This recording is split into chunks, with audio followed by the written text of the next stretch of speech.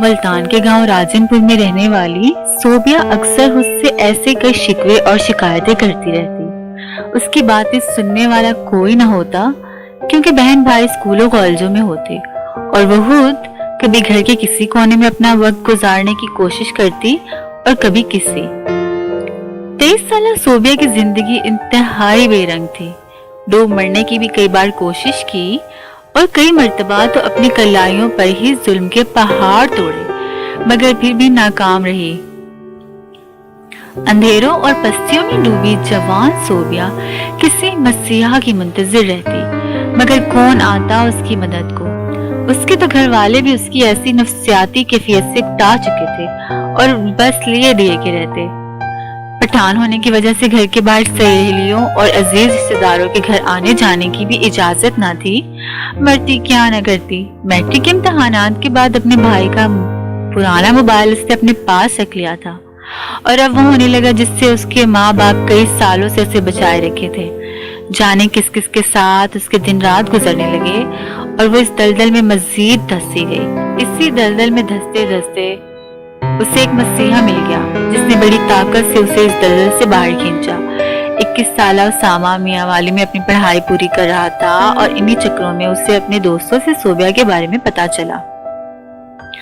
اس نے صوبیہ کے متعلق جو گندے الفاظ سنے، اس کے بعد اس کا دل صوبیہ کے لیے کافی غصے سے بھر گیا اور وہ جاننا چاہتا تھا کہ اس گندگی میں وہ کیوں اپنی زندگی برباد کر رہی ہے۔ مگر صوبیہ سے ایک دو بار بات کرنے کے بعد اس کا دل بہت نرم پڑ گیا۔ اس کے لیے اس کی الجھی ہوئی شخصیت اسامہ کو بھانے لگی، اور کب مارچ سے دسمبر اور پھر نیا سال ہو گیا، ان دونوں کو خبر نہ ہوئی۔ صوبیہ نے ان کئی مہینوں میں اسامہ کو اپنی زندگی میں نمودار ہونے والے حادثات و واقعات کے بارے میں بتایا، جس میں سر فہرست اس کے گھر میں ہونے والی ہراسمنٹ تھی۔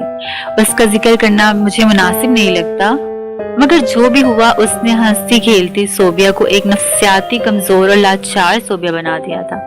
اسامہ اس کی زندگی میں ایک اجالا تھا۔ روایتی مردوں کی طرح اس نے صوبیہ کا کبھی فائدہ اٹھانے کی کوشش نہیں کی اور نہ ہی اس نے دل لگی کرنی چاہی۔ وہ تو ایک ماں کی طرح ہر پل اس کی نگہداشت کرتا اور زندگی کی چھوٹی چھوٹی پریشانیوں سے باہر نکلنے میں اس کی مدد کرتا۔ اس لیے صوبیہ کو اتنا حوصلہ مل گیا کہ اب وہ گھر میں اپنے حقوق کے لیے بولتی اور کالج میں داخلہ بھی لے لیا تھا اس نے۔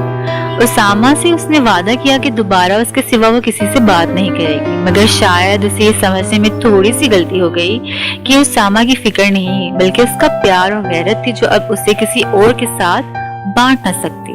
یہاں یہ واضح کرنا ضروری ہے کہ انسان کی زندگی میں جو بھی مشکلات اور مصیبتیں آتی ہیں وہ اس کی اپنی حسنت کی وجہ سے کھینچی چلی آتی ہیں۔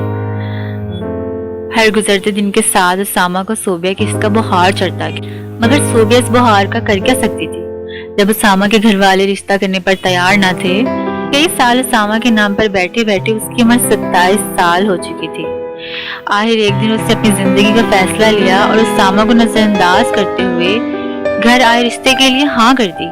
شاید شادی بڑی دھوم دھام سے ہوئی کہ شادی کے چوتھے دن صوبیہ کے شوہر کے تیور بدلنے لگے۔ ایک ہفتہ اور گزرا تو صوبیہ کا شوہر اس سے بالکل ہی متنفر ہو گیا۔ صوبیہ ساری رات جاگتی سوچتی رہی کہ شاید اسے قدرت کسی کا دل توڑنے کی سزا دے رہی ہے، پر وہ کمزور تھی، بزدل تھی، عشق کے امتحان نہیں دے سکتی تھی۔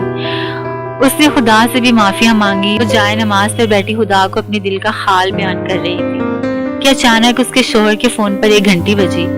صوبیہ کا دل تھمسا گیا۔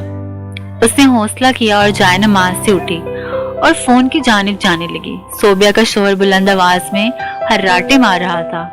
صوبیہ کے پاؤں کانپ رہے تھے، شاید اسے آنے والے طوفان کا اندیشہ ہو رہا تھا۔ جب اس نے فون اٹھایا تو دیکھا کہ اسامہ کے نمبر سے 2 میسج آئے ہوئے تھے۔ وہ میسج تو حال ہی تھے، مگر جب اس نے پرانے میسج دیکھنے کے لیے ہمت جٹائی تو جو کچھ اس نے دیکھا اس سے اس کا رنگ سارا کا سارا زرد پڑ گیا۔ اسامہ کے نمبر سے 4000 تصاویر موصول ہوئی تھی اور 3 گھنٹے اس کے نمبر سے کال موصول ہوئی تھی۔ فون صوبیہ کے ہاتھ سے پھسلا اور وہ دھڑم سے زمین پر جا گری۔ اس کے بعد کیا ہوا کوئی نہیں جانتا۔ حیرت کی بات یہ ہے کہ صوبیہ کی زندگی کو مایوسی سے امید کی طرف لانے والے اسامہ نے اس کے ساتھ ایسا کیا تو کیا کیوں؟ یہ جاننے کے لیے انتظار کیجیے کہانی کے دوسرے حصے کا۔ جس میں اسامہ اس کہانی کی داستان کو اپنے نظریے سے بیان کرے گا اور بتائے گا کہ صوبیہ کے ساتھ اس نے ایسا کیا تو کیا